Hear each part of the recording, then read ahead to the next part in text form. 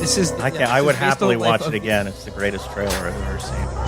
It's the best trailer I've ever seen, and it's based on the life of, quote, the Israeli Walt Disney. This is filmed like a Zales commercial. Like, this is supposed to be taking place in the Holocaust, and it looks like a fucking Zales commercial. We extracted the gold for this wedding band from a Jew's teeth. This is how we got it. Name? Joseph Bao. Why are you here? You're a new map maker, Commandant. Then you can be of service. Unfortunate for you. Is it possible to change my seat? How does this work? I'm waiting for this So, sunshine. like, he went to, like, Auschwitz, and they're like, we heard you're really good at making maps. Yeah. How did that conversation start? But then he has a meet cute at the death camp. It's you all know what it's like when you meet a corked up shouty Okay, at the concentration camp. no one looked like this in 1939. This is like a woman that only exists, like, on Hinge. But who takes care of you?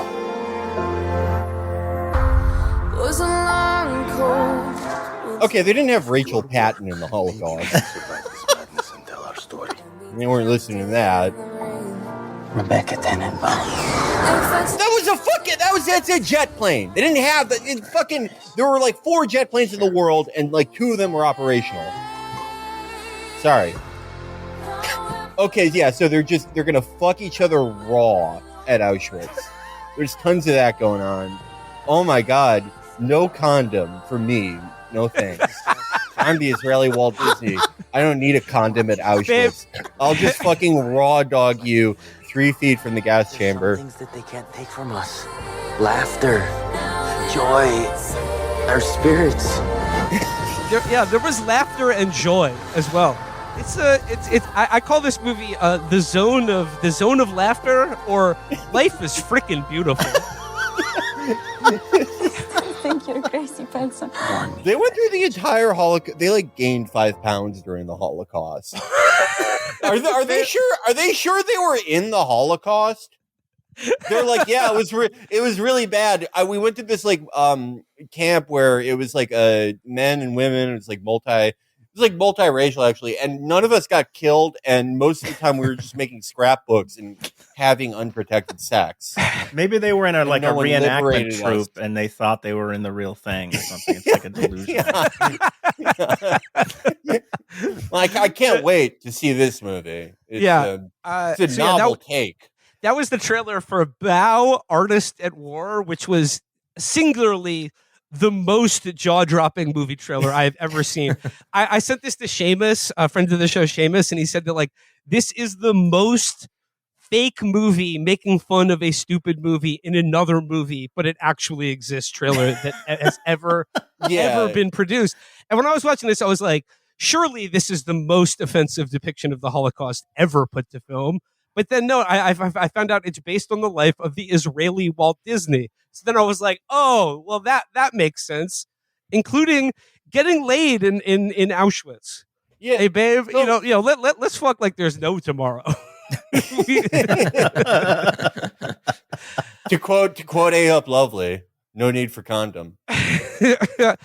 So I should probably let's officially start the show, and I'll start the show by saying, well, it's Monday, September 9th, and there you go again. At it again. There we go again. We're back on the show, joined by our good friends Derek and Danny of the American Prestige podcast. And well, we're talking about the movie Reagan today.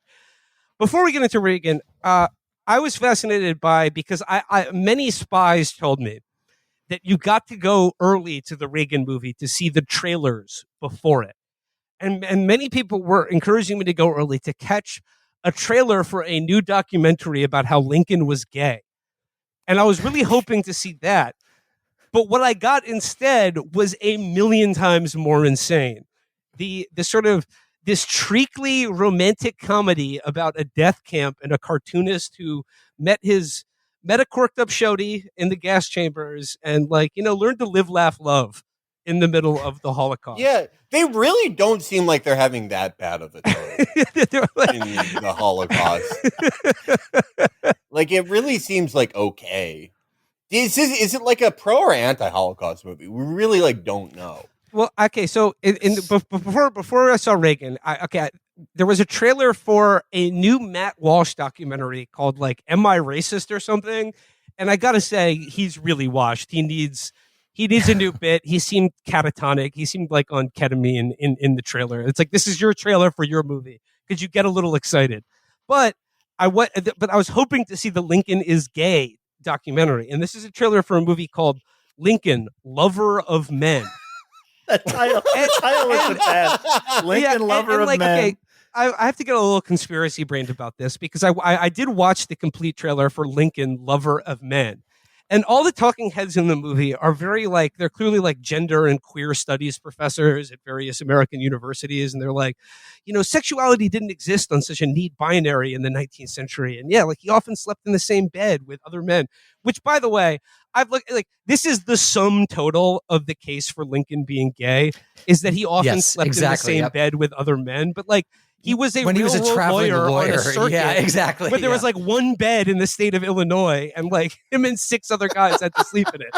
That's the sum total. But so it's clear from the trailer that like on first glance it seems to be like, this is a documentary about social progress, and if we can embrace one of America's greatest presidents as having been a gay man, then certainly we'll accept all sorts of queerness in the present day. I think that this is all a feint, and the fact that it was played before the Reagan movie and literally nowhere else, I would hazard a guess. What is the audience? Yeah, yeah, it's reactionary. I would hazard a guess that if you looked into the funding and makers of this movie, that this is a covert attempt to just make Lincoln equals Lincoln gay in the Lincoln gay in the public imagination, to just be like, because the right wing are trying to kind of like rewrite the history of World War II to be like, actually maybe we're on the wrong side. And like, it's just, if the decent civilized men who can argue about history can come to this cold, rational conclusion that the Holocaust happened by accident. But so I think they're trying to do this with the Civil War now too, to just be like, they can't outright say it was good to start a war to keep human beings as slaves, but what they can say is like, yeah, the guy who won the Civil War, gay. He was gay. He was gay. I like the fact that you can look at that title and think, oh, Lincoln, Lover of Men, like he emancipated the slaves. He was a great man. Who isn't? Humanity. And then you get to the thing and it's like, no, we're saying he fucked men. That's where we're at. It's was he a top or a bottom though? You have to find the document. Well, in the 19th century, these things were very fluid. So you're right. Everyone was Vers and Switch back then. All right. So, like I said, we should officially start the show. We're talking about the new Ronald Reagan movie starring Dennis Quaid, and from the director of probably 8 different Casper the Friendly Ghost live action movies, Soul Surfer, and 3 Ninjas Escape from Witch Mountain or something like that. But we're joined by, of course, our good friends Derek Davison and Danny Besner from the American Prestige podcast. Who better to take us through this? Who better? This rapturous and intense. Glorious. I mean, look, I think the way I describe this movie is to quote another American president, Woodrow Wilson, upon seeing the film D.W. Griffith's Birth of a Nation, he said it was like history written in lightning. I would say this movie is like history that's gotten damp and kind of moldy from like a leaky faucet under your sink and is causing black mold in your apartment. So I have to... the greatest fucking hits. I have to say this. I had this incredibly disturbing thought. I got to the theater. I got there early because Will had told me about the trailer for Bao, the cartoonist, and I had to see if I got the same trailer. So I got there early, and it was like Sunday night. There were only like 8 people who wound up showing up for this entire screening. And I was there early, so I was the only person in this theater. And I started to think like, wow, what if I'm the only person who comes to see this movie? Like what could you get away with being the only person in the movie theater? So I'm sure you guys saw this. There was a story a while ago about a guy who got arrested in Detroit for jacking off in the middle of Love Lies Bleeding. Oh, most definitely. Yeah. So I had was it Challengers or Love Lies Bleeding? It was Love Lies Bleeding. I had this depraved vision of like a headline like Brett Stevens gets arrested for jacking off in Reagan. or like Benny Johnson or somebody just like getting hauled out for Yeah, like they couldn't help funded by themselves. the Russian Reagan's on Fred there, Willard, Pee Wee jerking Herman off. style, yeah. And that was that. Fred set me up Willard did for it too? for a great experience. Oh yeah. Oh, I didn't know that. No. I was going to say it was a emotional whiplash because in the morning I watched Reagan and then I watched The Godfather actually with friend of the pod Josh Olson later in the night, and it was interesting just in terms of filmmaking how shitty Reagan was. There are so many scenes that don't advance either plot or character that are just reciting the Reagan greatest hits. I hope you're all Republican when he was shot. And, when he says the "sh" to the protesters. And it was just interesting as a film because it wasn't as incompetent as the Hunter Biden movie. So it was like a competently made, almost well acted at times, I thought, piece of shit. And it was a really interesting moment in the history of Hollywood. I found it to be one of the most baffling movies that I've ever seen.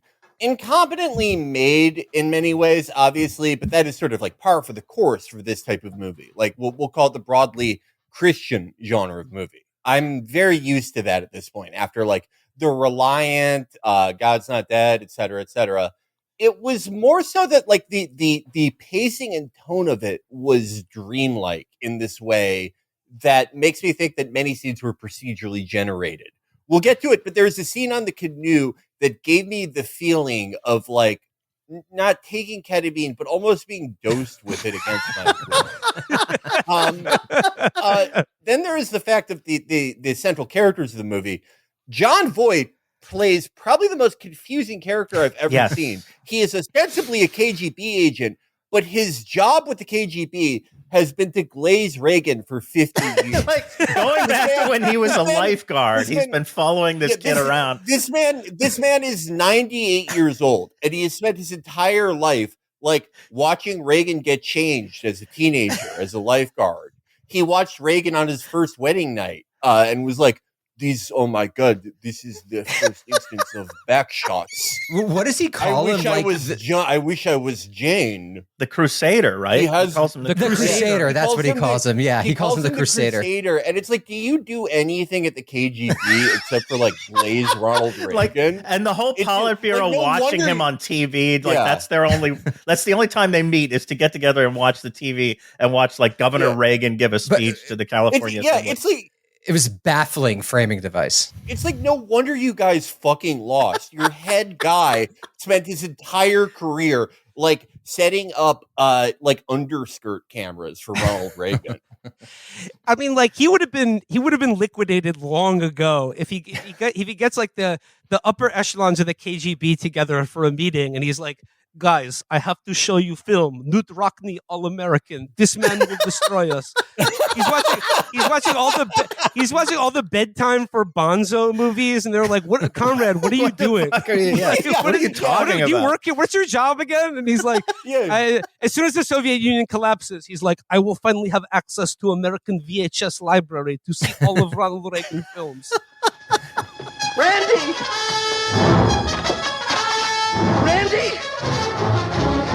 Where's the rest of me?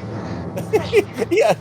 They're like, well, like, what did you learn? And he's like, Ronald Reagan's penis is 8 inches, 5.7 in diameter. It is rare for an Irishman to have this much of a dick, but the Crusader is a special man. The choice to have the framing device be like Jon Voight doing the worst Russian accent ever, narrating this movie, talking to Vladimir Putin Jr., like the heir apparent. It made no to fucking the sense.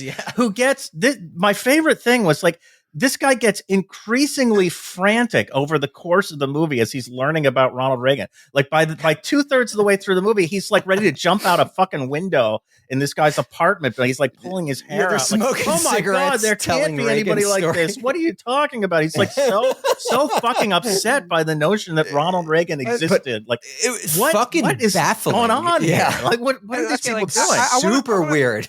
I want to speak to this framing device that we're all alluding to because it speaks to like the essential problem with this movie and the entire genre of movies that it stands in for. And it's okay. Like, so the movie is like, the old adage is show, don't tell. This movie is entirely told to you by a senile Jon Voight. I almost said James Woods, but a senile Jon Voight caping in a bizarre Russian accent, playing the role of like a longtime KGB analyst who's been tasked with schooling Vladimir Putin Jr. or his heir apparent on where it all went wrong for the Soviet Union. And like his lesson is not like anything to do with geopolitics or Russian Cold War strategy. It has to do entirely with the life and career of Ronald Wilson Reagan. And the lesson learned is that Ronald Reagan was the greatest guy ever who did all the right things, never made a bad choice, and essentially was good and decent and honest in all things and was too good for the Soviet Union. And what I mean here is that, like, even in a hagiographic movie, there has to be some tension, consequences, like something, and conflict. So this movie is like a Wikipedia entry being read to you by a senile man in a Russian accent, where like every scene is introduced by John Voight telling this guy, being like, and then he went on to do another good thing that was right and correct.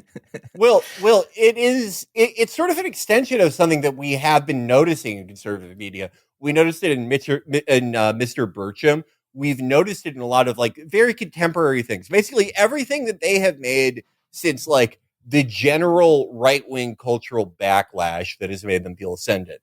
And that is, they have taken the forms of the people they feel they have defeated, in that they are imitating the worst liberal art because they are making media that has no friction in it.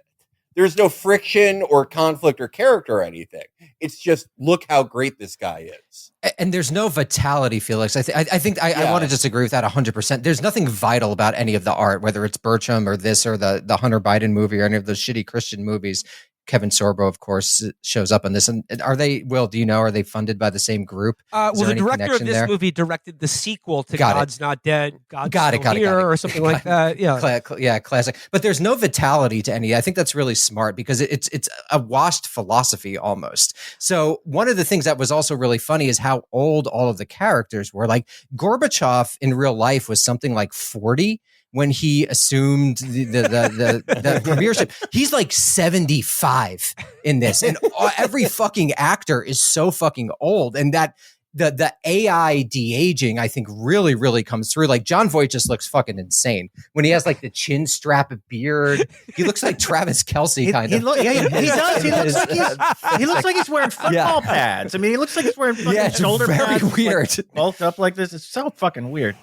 There's an uncanny lack of vitality to the whole project that is really correct. That's really interesting. I agree. Yeah. I shout out to Janie Danger who hit me to the Lincoln is Gay trailer, but in her Letterboxd review of this movie said that John Voight's character's job was to sit in the official KGB cuck chair and just watch footage of Ronald Reagan owning them over and over again and be like, my God, how does he keep doing it? He is too perfect. And like the Jane tension hates him. Yeah, the tension and conflict in this movie. He's so good at fucking her. The tension and conflict in this movie is supposed to be about how Ronald Reagan won the Cold War and like liberated the planet from the yoke of authoritarian Soviet communism. But like, and the opening credits is just like a newsreel of like the world turning red, and like the last thing it says directed by Sean McNamara, and it's a mushroom cloud. So those are the stakes. But then it's immediately done away with because they're like, well, all that's over and America won. Here's how they did it. And it's like, oh, all right. Okay. I guess I can another 2 hours of this movie now. All right. I guess we'll check out. And also just in terms of the movie, one, the Cold War ended under HW. It didn't end under Reagan, and the Soviet Union collapsed under HW. But then also they don't, it's so weird. They spend so much of the movie on the diplomacy between Reagan and Gorbachev, but then they don't talk about the last diplomatic things that they actually did, which arguably did set the stage. Complete absence from this movie. Very weird. Very telling. That was the first thing. That was like the first thing I noted about this. That HW is not in this at all. There's literally not a second. There's one scene. There's like one brief scene where he turns up in a meeting. And he looks fucking nothing like him at all. Yeah. It looks so weird. Then okay, yeah. I must have missed that. But like they talk about Iran-Contra, and it's like there's barely. I guess there's one scene that I missed because it looks nothing like him. And it's like, again, to take over the script doctor Will Menaker role here, my script doctor Felix Biederman idea here was HW should have had a prominent role, and he should have been played exactly like Cameron in Paid in Full. Like he should like Reagan is obviously Wood Harris because he's boring, but he's an honest guy. But Reagan is telling like Jane and everyone these boring ass like stories about like ancient Egyptian economics and all this bullshit. He's reading all these Birchright pamphlets. HW is killing people. He's fucking all his secretaries. He's selling blow. After Reagan gets shot, HW comes in and he's like, "You're tough, right? Yo, Phoenix gets shot every day, B."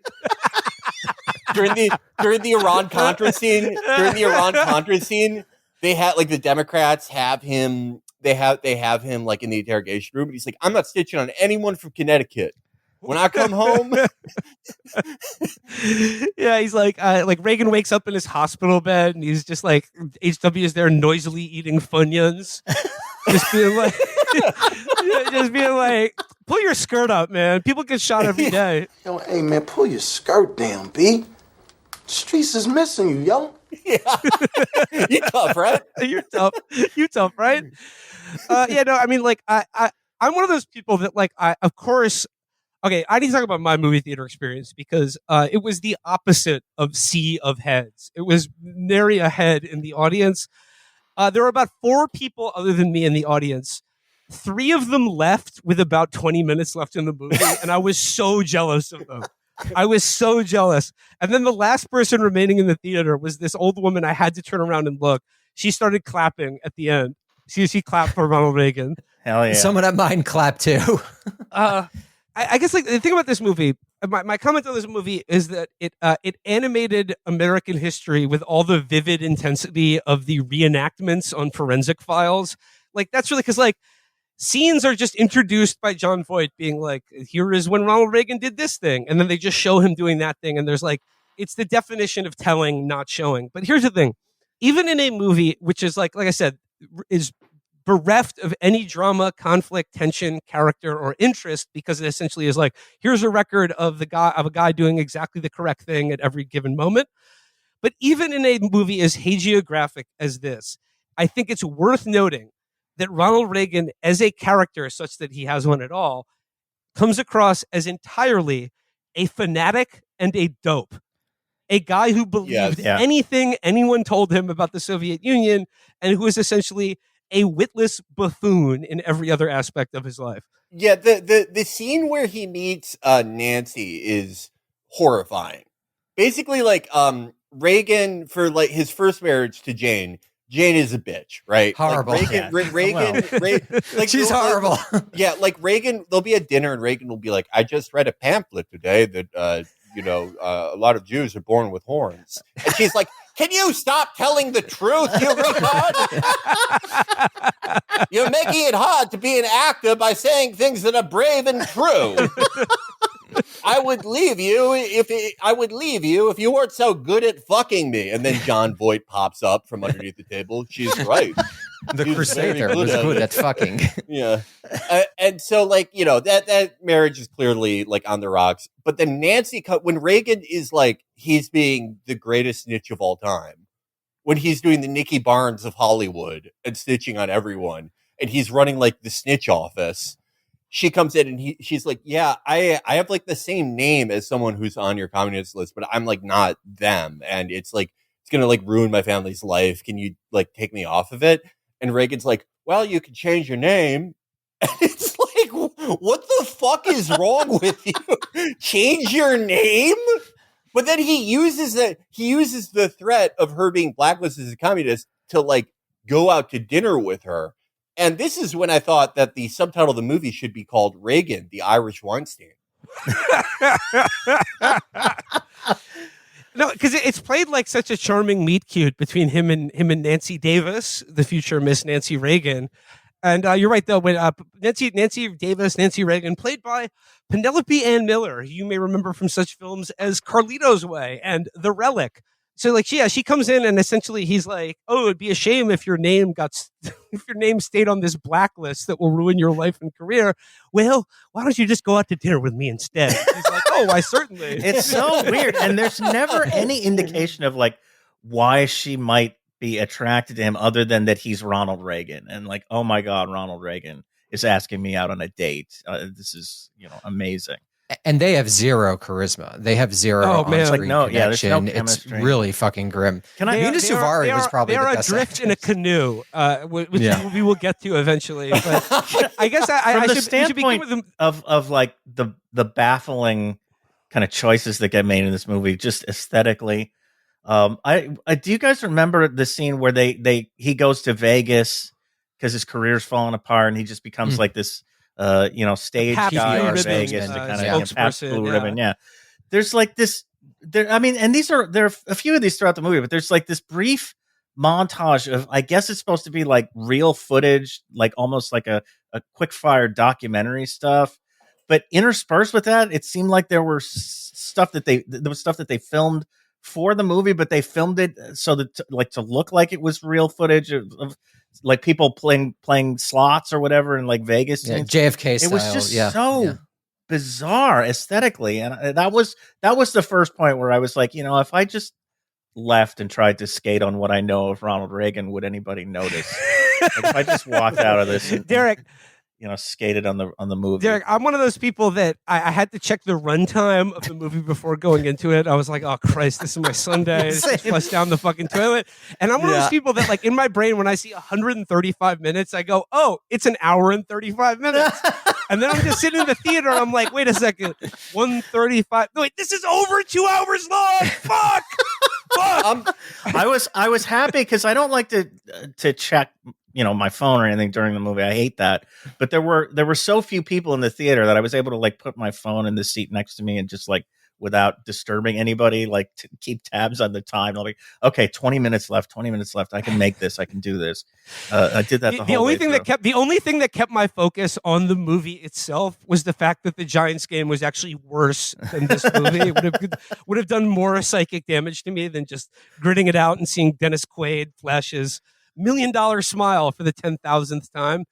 I want to thank the actual KGB, the actual Russians in real life, for running piracy sites and enabling me to watch a very good copy of this. It was like a last ditch effort. I was looking at all the websites that like Mind of Jason looks at to find movies like Money Heist and like Bank Crime. And I even like, I was trying to find torrents. There were only cams up, but like in the last second, I did find a Eastern European site that had a very good copy, but I was prepared because I knew how long this movie was. I was like, well, I guess like no one's going to be seeing it. So I could take my Steam Deck to the theater if I'm really bored, but like, thank God it did not come to that.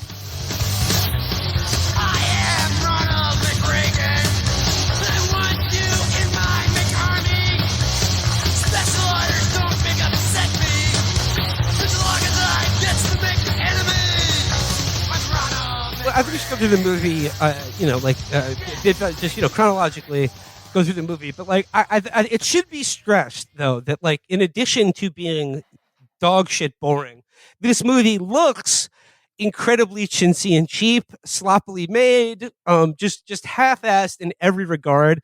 I would say this movie has no less than 700 like stock footage inserts of like aerial shots of DC, London, or Moscow to like just stand in for the fact that like, oh, we're in a new place now, establishing shot that we bought from Getty Images. A lot of the backgrounds are also out of focus, right? Particularly in the first hour of the movie, there were 3 or 4 scenes when the background was just totally out of focus. It was very strange, particularly when Kevin Dillon playing Jack Warner in an Oscar-winning turn was yelling at him. The background is so out of focus. It just seemed like a total mistake. So the movie opens with, I mean, like here's one of the cruelest things about this movie is that it opens by depicting how close we came to being spared from this movie and Ronald Reagan's presidency. Yeah, they really start on a downer for sure. Yeah, hot John Hinckley. Like, he's walking out of the hotel in DC, and then there's John Hinckley, and blah blah blah, and then it's like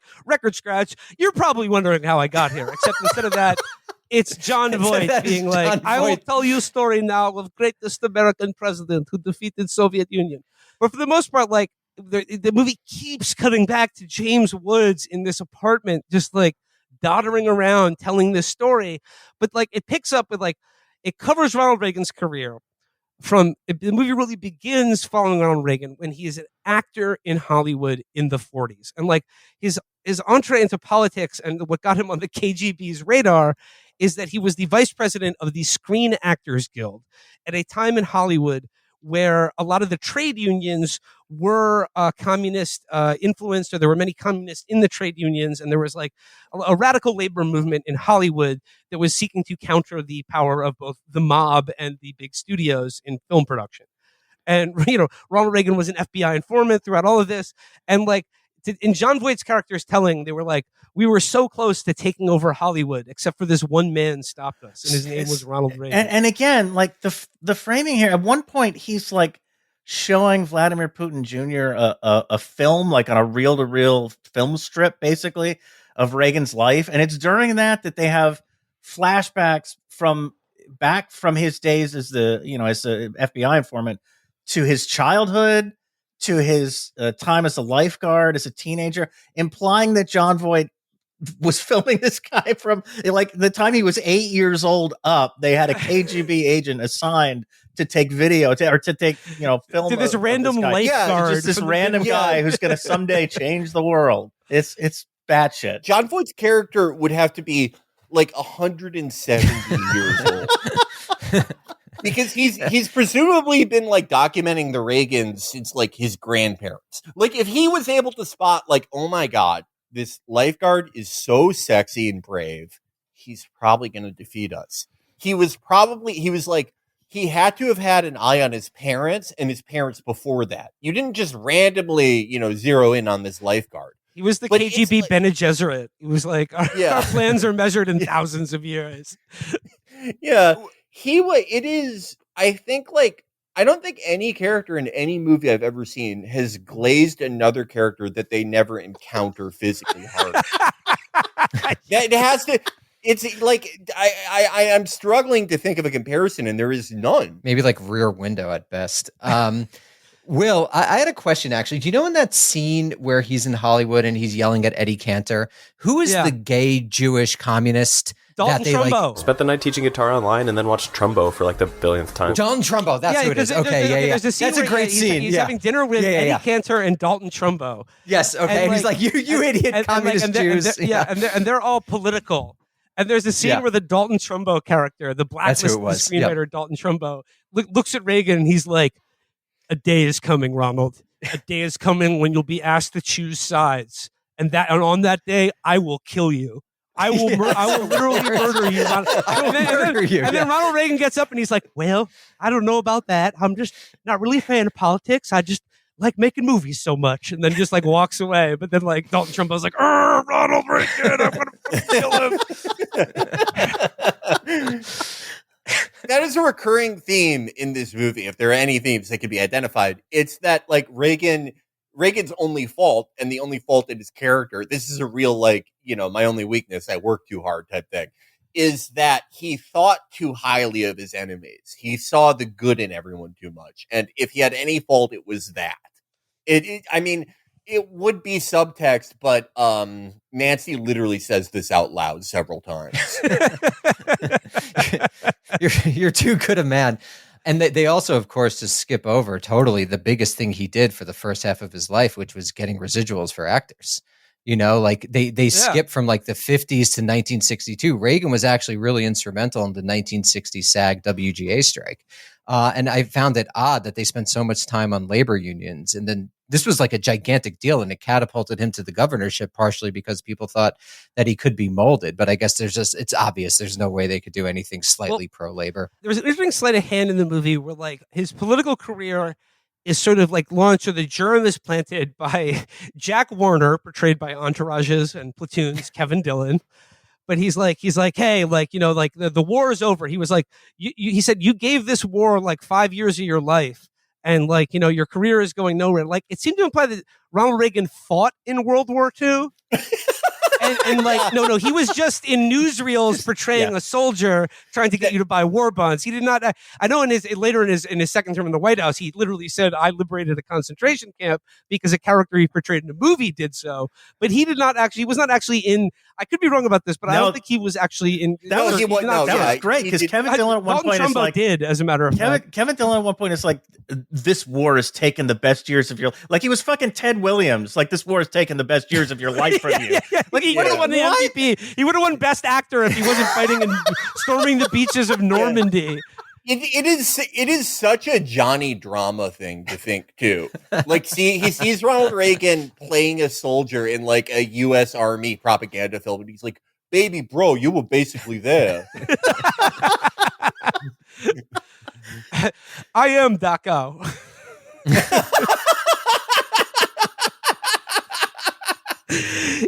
Speaking of another veteran of World War II, on the way to the theater, I've been listening to Gore Vidal's memoir, Point to Point Navigation, which he reads himself on the audiobook. And it's a real treat. And I have to do Chapo Department of Corrections. Gore Vidal is not buried in Arlington Cemetery, but in fact in Rock Creek Park, the other big cemetery in D.C. So I'll be docking my pay for that egregious oversight on my behalf. But going into the theater, and in like the first 5 minutes of the movie, like seeing Dennis Quaid do his Ronnie impression and grin and yuck it up. The first 5 minutes of the movie, I was like, man, I really wish Gore Vidal was alive to see this movie. I know he'd get a big chuckle out of it, as he was such a fan of Ronald Reagan and his film and political career. Then, like 10 minutes into the movie, I was like, nope, it's better that he's dead. And in fact, I wish he was as well. Yeah. Yeah, like we see his fraught relationship with his first wife, portrayed by Jane, portrayed by Mina Suvari, who Felix, as you already said, she was like, "Stop taking brave political stands and just be an actor, stupid." And then, because her career took off, and he was, babysitting Bonzo and the kids, and then, John Voight's character is like, despite his magnificent talent as an actor, his career stalled out because his wife was a bitch. Is she a Republican in real life, Mina Suvari? Is everyone involved in this Republican? I assume you would have to be, although I guess the money spends either way. Gambling debts, Yeah. I always, whenever someone is in a movie like this, I always imagine that they accidentally ran over like an Adelson grandchild. Like that they were fealty to them. Yeah, they were leaving like the Chateau Marmont. They were fucked up, and they were like, "Oh my god, there's a little yarmulke flying in the air. What can I do?"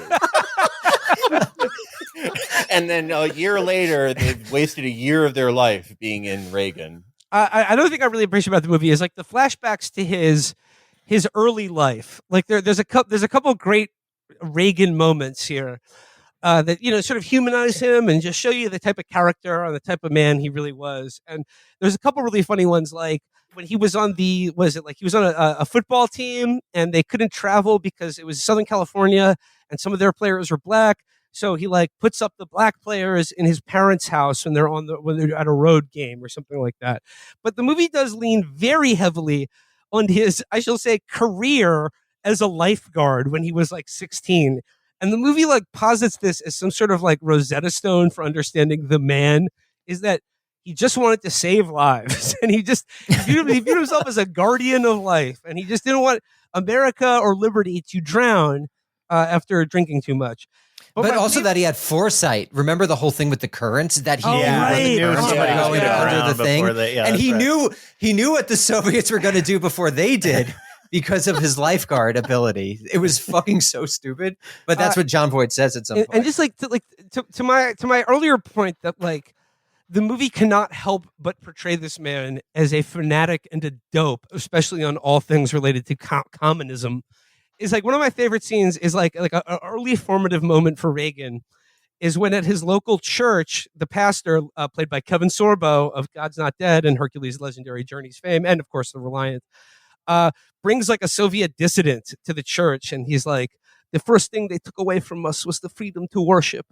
We have they take away our religion, and you see a young Reagan, his eyes are aglow, being like, I'll do anything to bring Christianity back to Russia. And that sets up his lifelong career, where it's his abiding interest, other than being on camera or hanging out with a chimp, is defeating monolithic global communism. And this is something churches still do. You know, I don't know if you guys remember during the War on Terror, they would always bring like Iraqi Christians around, and Afghani Christians, and it's just like a very classic thing that started, I believe, they're not around doing now. that for Palestinian Christians. They're no, not being of given course a not. speaking tour of Yeah. any religious. They did it for Coptics with ISIS and stuff. Yeah. It was, but they don't do it for Palestinians. Danny, if you remember, a very early, and Derek, you probably remember this too. A very early TCOT thing, top conservatives on Twitter. You know, the pre-Trump halcyon conservative days. internet. Yeah, their favorite thing to do, you know, guys who had never left Missouri, was to put the Arabic symbol for Christian in their profile because of, like, you know, Al Qaeda and ISIS, and it actually this was like a Cold War thing that became like a global war on terror thing, and it's so funny they never really examined it or thought about the reality of what Christians in the Middle East actually believe or think or what their experiences may have been, because they literally just internalized it to think that they're just like olive colored, like Billy Graham fans. So like Ted Cruz around this time, around like 2013 or 2014, went to like some type of like a Middle Eastern Christian association in DC. And he was like, okay, I know exactly what to say to these guys. We will never stop defending Israel. And everyone was like, boo, fuck you.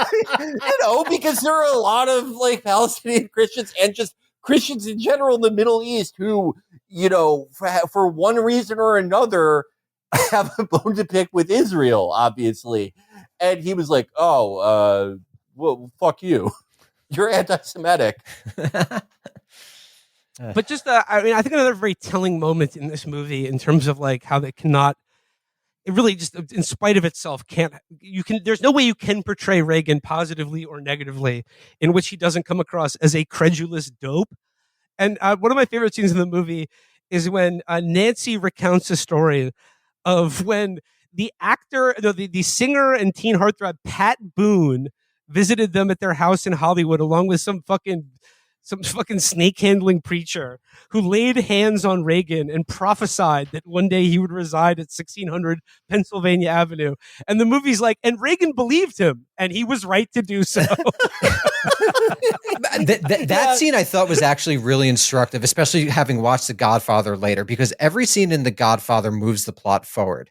And that scene, I remember thinking about it, this does nothing, not in terms of character. Reagan already believes in himself, not in terms of plot. It was just like hitting the marks of the Reagan greatest hits in the conservative imagination thing. It was just such shitty filmmaking. It wasn't incompetent, but it was really bad filmmaking. Yeah, that scene may have been like interesting if you had no idea who Ronald Reagan was. Right. And then you watch the movie and you're like, oh, he became president?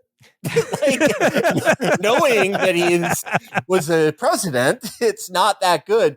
And yeah, the guy who tells him this, the snake handler, looks like a Halloween costume of Reverend Baby Billy. Yes, he looks like Baby Billy.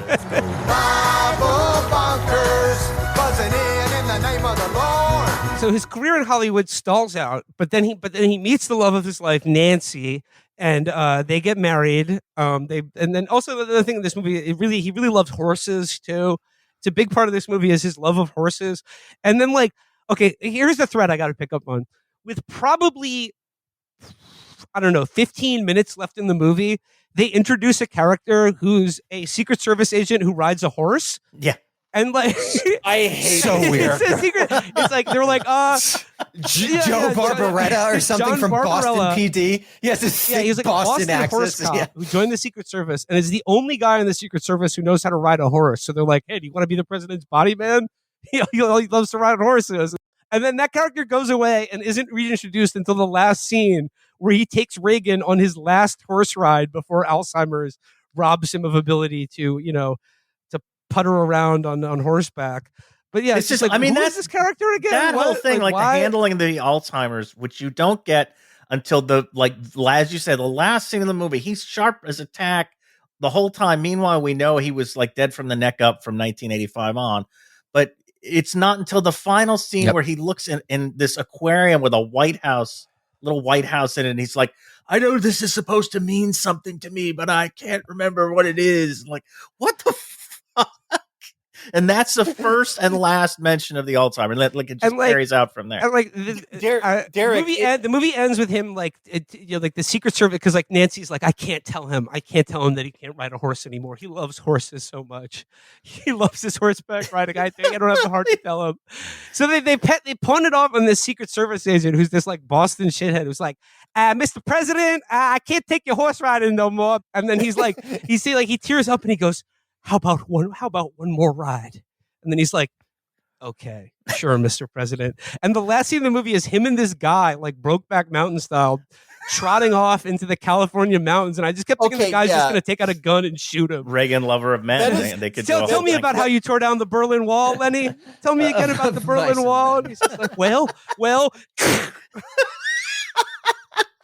Which would have been a more humane ending, honestly. The Alzheimer's thing, it reminds me of how they cover the Iran-Contra stuff, where it's like, okay, we have these like uncomfortable aspects about this guy that we're lionizing. And like a more interesting movie, that would have kind of been like the meat of the movie. It may not have been like, they may not have spent the most time on it, but those would have been like some of the most memorable scenes and like character moments.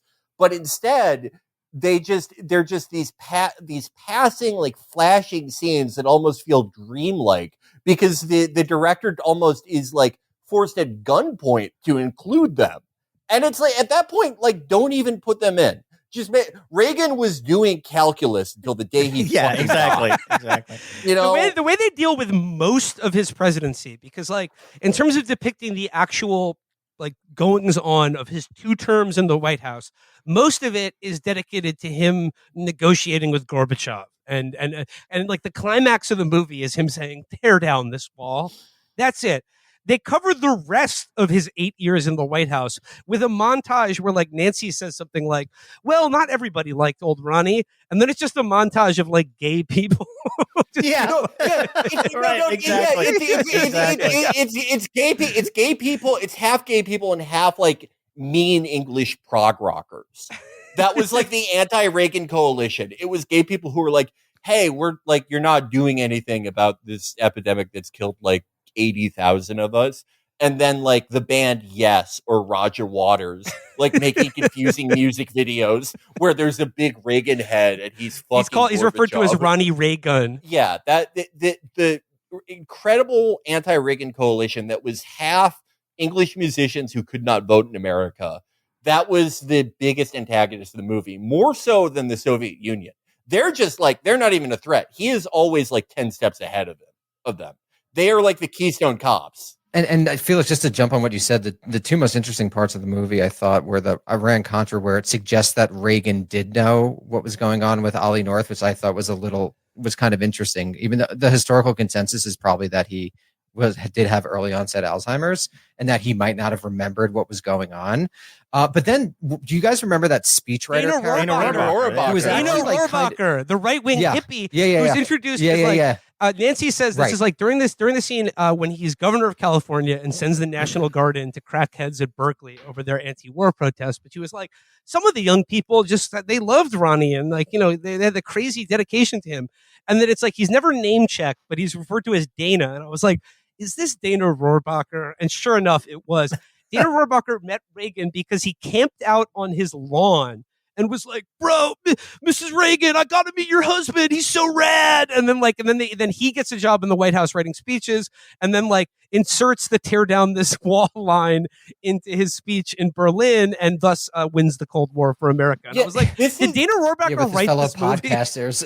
This is a movie that is more than it is about the Cold War or communism or anything else. This is a movie about dick riding. Yep. Most of the characters are insane dick riders. And literally the last scene of the movie is actual riding, you know, bringing the motif home. The one mention that you get of any context to Iran-Contra, I mean, it's mostly covered as like the scandal and the political effect. But the one mention that you get of the fact that we were sending weapons to fucking death squads in Central America is Ronnie going, I like these guys. They remind me of George Washington and the Continental Army. Okay. How is that? And then Derek, then it cuts to the Bill Casey character who just nods and smiles and doesn't say anything. He's like, looks all nothing right. like Bill Casey. None of those fucking people look like.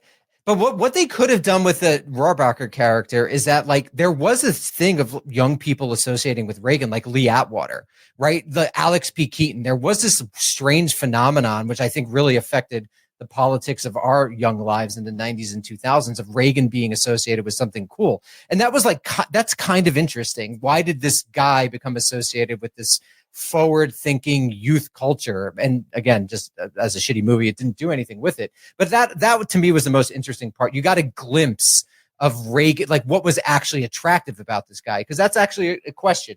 Why did he have the biggest blowout in American history in '84? And there's nothing in this movie that's a hagiography would help you understand why Reagan did become this very influential. Well, he had the blowout, Danny. He had the blowout because he sucks. said, "I will not let my opponent's youth and inexperience be a factor in the election." So like that's the thing. You know, Reagan's interesting. He's actually interesting. That is exactly what I was going to bring up. Is that, like, again, another could have been interesting moment, the blowout election, like a historical moment in American politics, but because they have to follow the conventions of like the shitty movies that they're ripping off, they're like, oh, I like this has to be like The Water Boy or something, where there's a moment where the character, where our main character, you know, it looks like he may falter, and because they're so incompetent, they make this scene. It's before the biggest blowout in electoral history, and then never really talk about the blowout at all. They're just following the most formulaic, like, sub-hero's journey bullshit. They just show the map. I think they just show the electoral map. That's the only reference you get to being blowout. But it's with the weird ghostly Walter Mondale. That was also a fucking weird choice that they would insert these people from their literal debates, TV shows. That was so weird. I've never seen that before. It's like uncanny. It's in some way, it's just a series of vignettes, and each vignette ends with Reagan saying the magic words that and it's not even necessarily doing anything, just saying something like, the final one is this build up to his speech in Berlin, and he says, "Tear down this wall," and oh my God, and the fucking Soviet Politburo sitting there like, oh my God, he said, "Tear down the wall." What the fuck are we gonna do now? And like he said the magic words that opened the oldest vault in country. It was checkmate. It was checkmate in the Cold War. Yeah. Open the oldest what? Sir, all the biblical figures, they're all black. he said tear down this wall. A few people don't know this, and again, I can't believe the movie didn't do more with it. Yeah, but tear down this wall, in fact, was a secret password that opened the oldest vault in Russia, thus leading to the collapse of communism. And that is why the young Vladimir Putin was in this movie, was because he was like, but Ronald Reagan didn't know that there are even older vaults in ancient boxes. I feel like, and you have is that based on anyone, Derek? You remember the scene where like young the Vladimir Putin protege is just like, but how did we lose the motherland? And John Voight gets very, very upset, and he's like, the motherland is not communism. The motherland is Tolstoy, Turgenev, and like all these great Russian thinkers. How funny would it be if he has portraits of them on his wall? How funny would it be if it cuts to that and they're all black?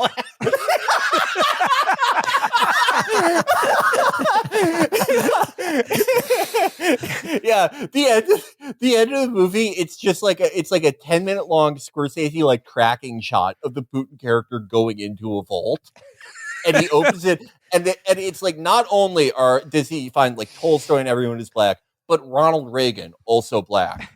And that's you too. Every time I come here, the new chronology. You too. Always again. This is a closing shot of the movie. And then there's like a memento. Then there's like a memento like scene, and he starts remembering his conversation with John Voight, and he's like, "Wait, we're both black."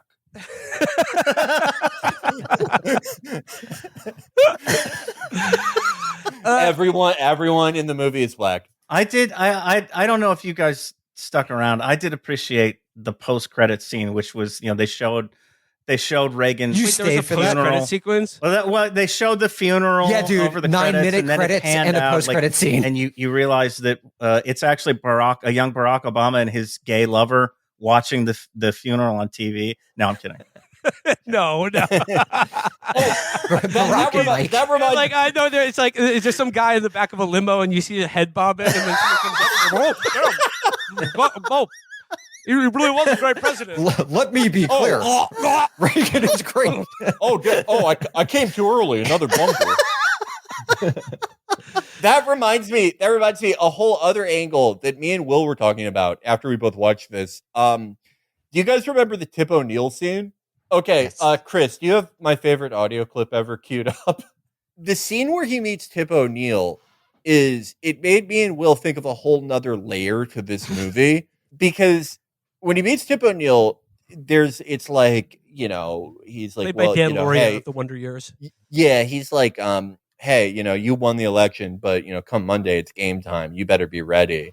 And Ronald Reagan's like, well, I'll be ready. And they say some Irish bullshit to each other. And then after all of that, after like the initial flirting, Reagan's like, well, you know, the workday ends at 6. And Tip O'Neill goes, what do you mean? And then Reagan goes, well, it means that once the workday is done, we're just a bunch of Irish guys having a beer. But I expected Reagan to say what Birdman says in my favorite clip ever. I fuck with fingers too.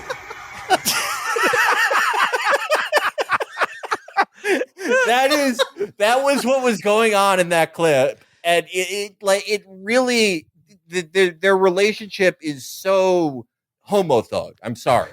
You'll remember Tip Trill O'Neill is the first person he sees when he wakes up in the hospital after getting shot by John Hinckley. Yeah, he's waiting for him longer than Nancy is. He's praying with a fucking rosary holding his hand. Right, Nancy just brings by the jar of jelly beans and then leaves, but Tip is there holding vigil this entire time. He's like, Tip, sometimes I thought I said no bitches in the room. But sometimes, Tip, I want to know, where are the thugs? Sometimes I want to talk to the thugs. Gorbachev is lucky it wasn't in California. A boss call would have been made.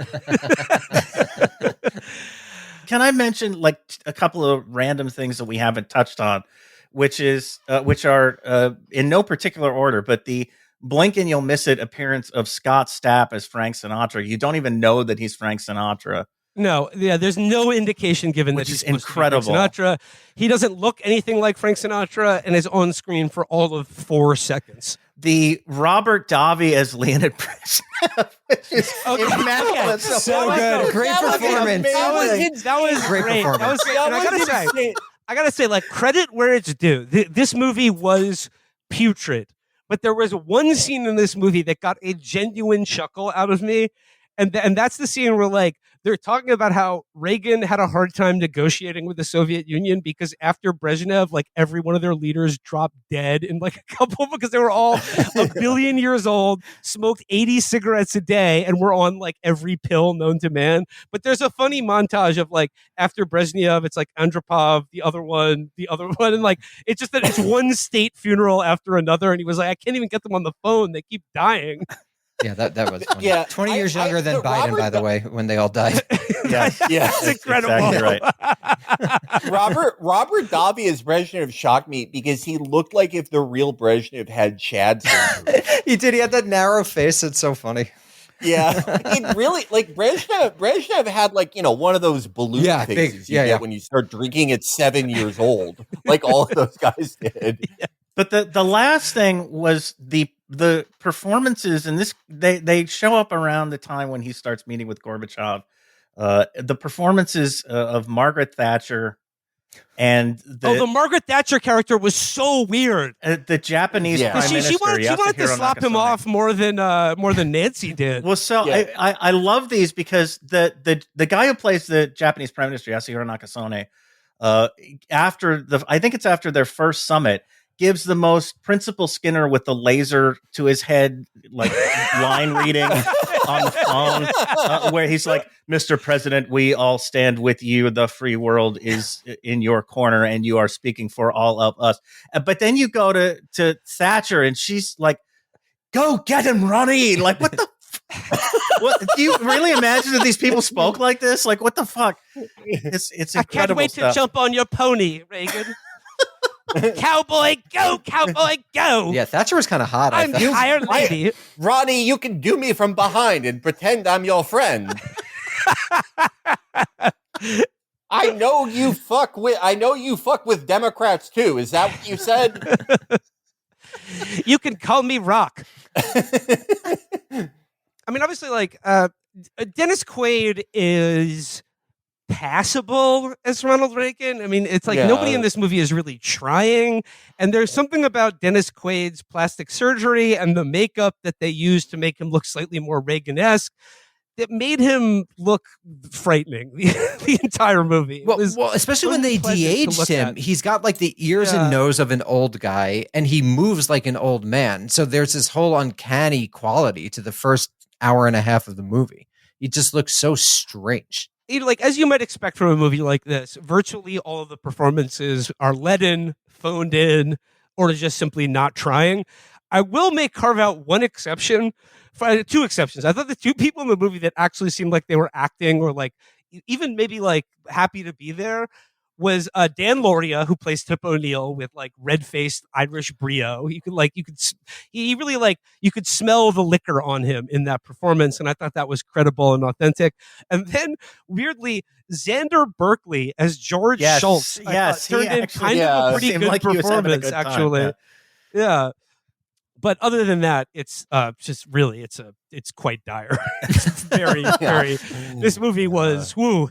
They really, I mean, when they're not doing like time traveling people sent back to kill Jesus, they struggle. The conservative film space struggles, I think, to put together a good movie.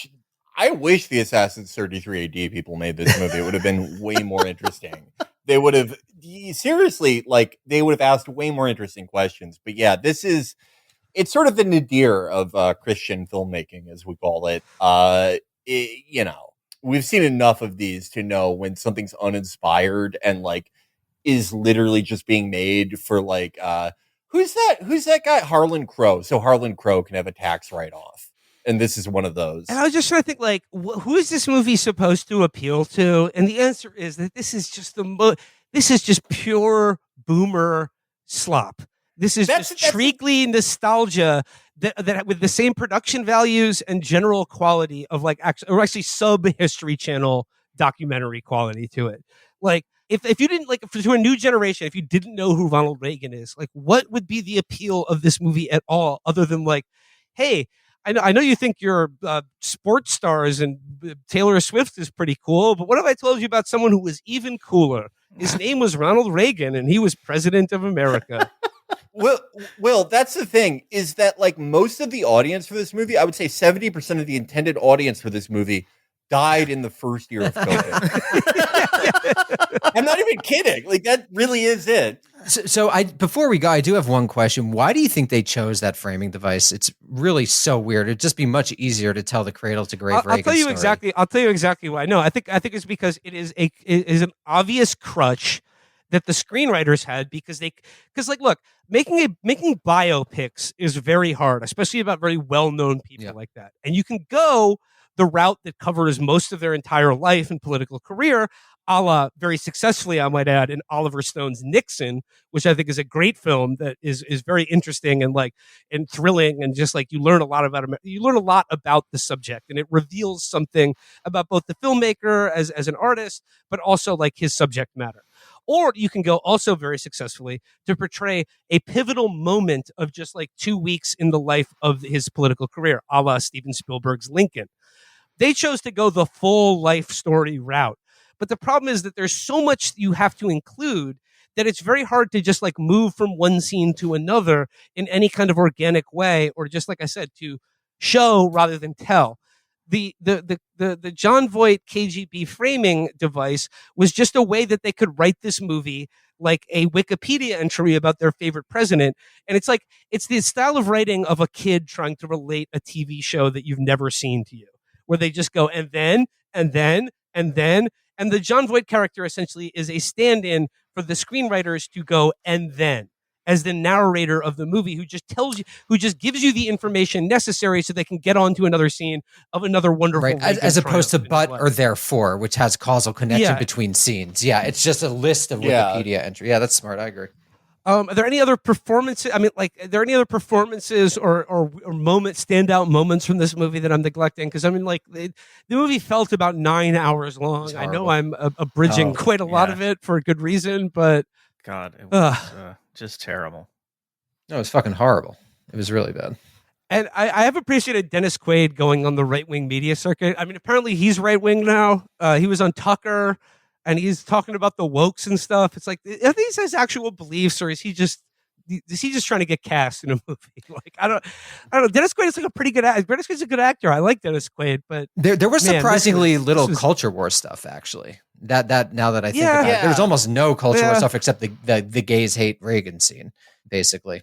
I mean, they leaned heavily on his religiosity, and I think for like a Christian audience, these were the kind of dog whistles to be like, aha, you know, like when George W. Bush would make reference to the Battle of Armageddon, or what is it, Gog and Magog, or whatever, and it was just like to any normal person just slides over their brain. But if you've had one drenched in evangelical mythology for 30 years, you're like, oh yeah, he's one of us. I mean, I wish I had some closing thoughts on this movie, but my closing thought was Godfather. that last horse ride. I was praying for the horse to come out and kick me in the head and end it. And I mean, the end was in sight, like the end of the light at the end of the tunnel. But I was like, I can't take this anymore. Just kill me. Not even hilariously bad. Just boring. Bad. Just really dreadful. That had opportunities to be more insane. But it was like having an older relative talk to you. That's what this movie felt like. And it recreated that experience beautifully. And I guess in summation, I think in a lot of ways, it actually is the perfect biopic for Ronald Reagan, because he remains essentially unknowable, unlikable, and the movie's quite bad. So I think it is actually a perfect reflection of his life and career as an actor and politician. Yeah, that seems like a good place to end it, really. Yeah.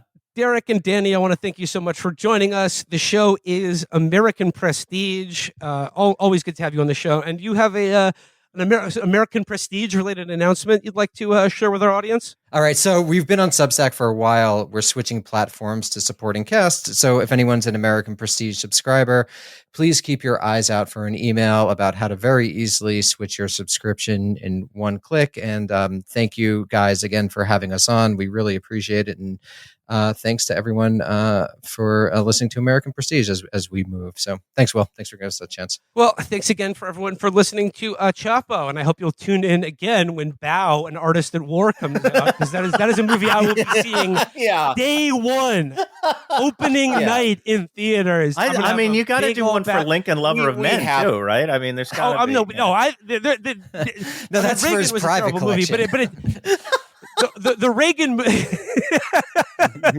the Reagan movie theater experience has thankfully programmed this show for the next couple months. So we got some fire. We got some real nice things being chefed up right now in Chapo Laboratories. I am so excited for the Walt Disney of Israel. You have no idea. All right, gang.